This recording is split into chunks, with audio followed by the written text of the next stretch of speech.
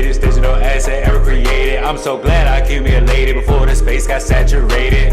XRP the greatest digital asset ever created. Make the haters aggravated, get the spaceship activated. XRP the greatest digital asset ever created. I'm so glad I... What's goody? What's good, everybody? Welcome back to the channel where you get your crypto news, XRP in general. Man, what a time to be alive, as my boy Ron Lee would say. Let's go off to this information with Brad Garland House. This is at a recent interview he was doing. I want you guys to hear though. I don't want to really read what he says. Let you guys hear what he says. Listen up.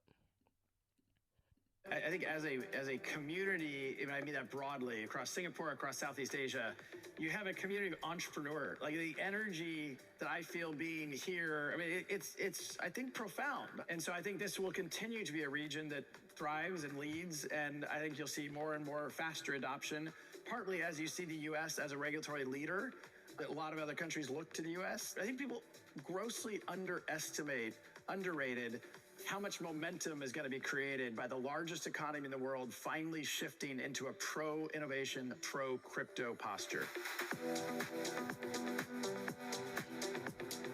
I just wanted you guys to hear that because once Brad Garland House had a tune of saying the U.S. was not on board, now he has a tune of saying, oh, now that the U.S. is on board, everybody else will follow. Don't wait till it happens. I've been in this thing for a long time, y'all. Listen to what they're saying, and also what they're doing. So let's move on. I want you guys to hear this because this happened years ago. This is not anything. This is new. This is not new information, but I wanted to bring it to your attention because those who might be new to my channel, if you don't know what XRP is, it helps transfer money across borders in seconds. I don't want to get all into the technicalities, but learn more about what XRP and the company Ripple is doing. But Michael, he's also friends with Brad Garland House as well. So, do your own deep dive, look at some old videos as well that I put on the channel. But this is him talking about a transaction that he made with XRP for $50 million and how the transaction fee was only 30 seconds. I want you guys to listen up to this, though, because this is significant. Yeah, the tribalism in this industry is insane. So there's Bitcoin maximalists, but everybody agrees, XRP sucks, and I don't really get it, right? I mean, they're a legitimate company. They don't pretend to be something they're not, and they're really good at one thing: moving money fast and cheap. And it's fantastic. It fills a big need. And for a hedge fund like us to be able to denominate in Ripple and XRP, I just did the same thing, is really, really, really good. We did our first close. We moved north of $50 million into the company in Ripple and XRP in like 2 seconds, and it cost 30 cents. Now that is amazing. There's no way to do that with fiat or Bitcoin. There's just no way to do it that fast and that cheaply, and so it serves a really useful need for us. And then also when our LPs eventually redeem, hopefully never, but when they want some of the money back, we just send it in XRP again, and there's no 3-day wait for international wires or 1-day wait for US wires. We're not paying wire fees and all that. It's just, I don't understand why that's hard to understand. And so the religious wars aside, the tribalism aside, it does some things really well, and we love it for that. That being said, just because we're denominated in XRP, I'm not a special pleader for XRP. I don't work for them. The company itself is not our LP. Other people who had XRP are. I like them. I think they're great. But they're like less than 5% of our asset base at this point. Like, we do invest in XRP, but most of our investments are in other things. What I'm saying is, Michael knows what's going on. This was 2 to maybe 4 years ago when this transaction happened, and he was learning about XRP and Ripple, the company, and how he transferred $50 million. That's not $5. I didn't say $10. I said $50 million and only a 30-cent fee. So if you don't know, now you know, right? This was back in the day. So what the F just happened? Brad Garland House, you are the man, pretty much. I want you guys to listen to this real quick. All of the money, baby. I've never purchased a meme coin. Okay. Ever. Maybe today's the day. I'm Monica, do you have?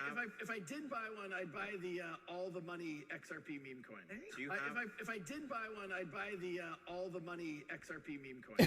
All the money XRP meme coin. All the money. All the money XRP meme coin. There you go. Wow. Now, that is not really a So now you coin. have to. Now I have to. Okay. That is not really a coin. It's a joke. So he's saying he's trying to quote buy all the money. All the money is going to be XRP. So, yeah. All right. I want you guys to listen up to this. The XRP ledger momentum is real. $3.3 billion in transactions, 6 million active XRP wallets, 130 billion market cap, and 120 million in RWAs and counting. All right. So listen up to this. The momentum is real. This shows how the XRP ledger has scaled for more than 13 years. 3.3 billion transactions processed, more than 6 million active wallets, secured by more than 800 nodes, more than 180 independent validators. This is a proven track record of reliability and decentralization. XRPL has finally broken into the top 10 chains for real-world assets, with nearly 120 million RWAs live on-chain today. These aren't experiments. They're live, regulated financial products on the blockchain, and the pipeline ahead continues to be strong.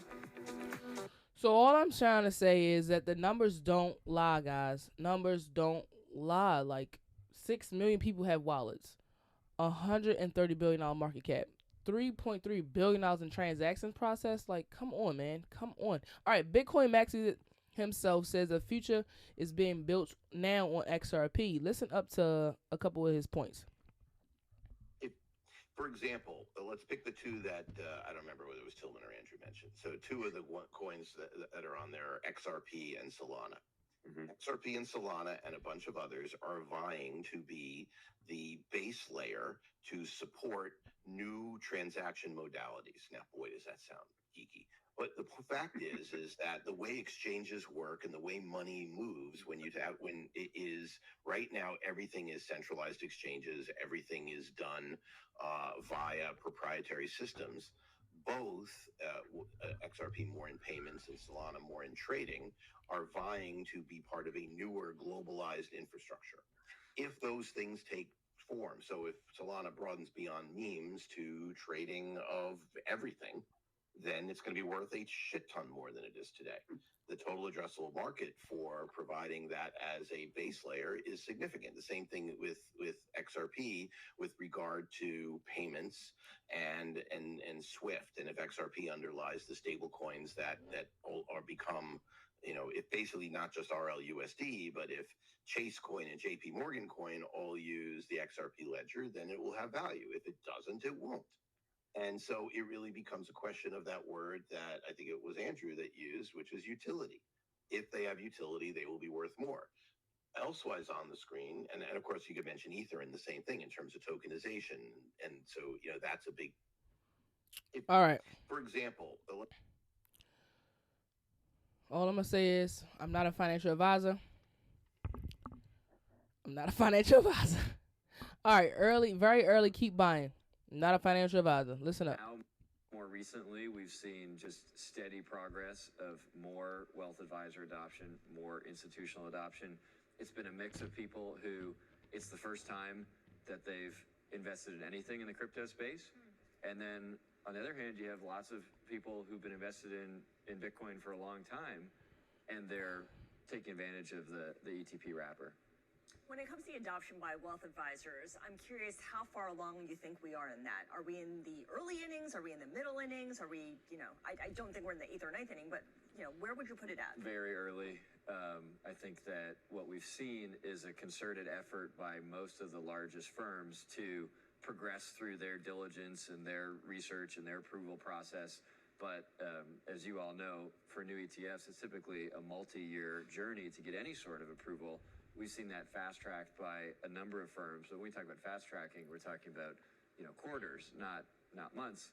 And slowly but surely, you've seen, I think, an acceleration, particularly in the last couple months, of more notable firms lowering barriers, granting approvals to their advisors to use these. And I think that's, obviously set to continue.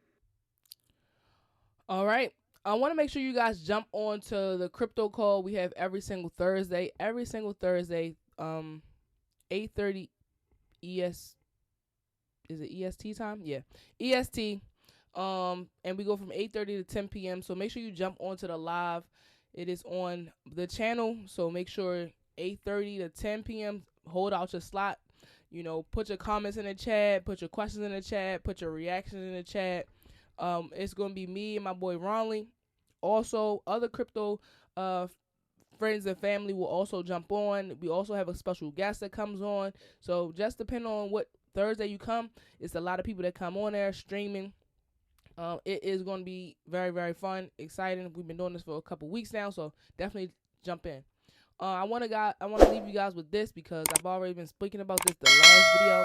So breaking Dubai hits a $399 million, let's just say $400 million in tokenized real estate sales in May. 17.4% of all deals, right, pretty much have been tokenized on a Dubai, in Dubai, and chosen on XRP Ledger.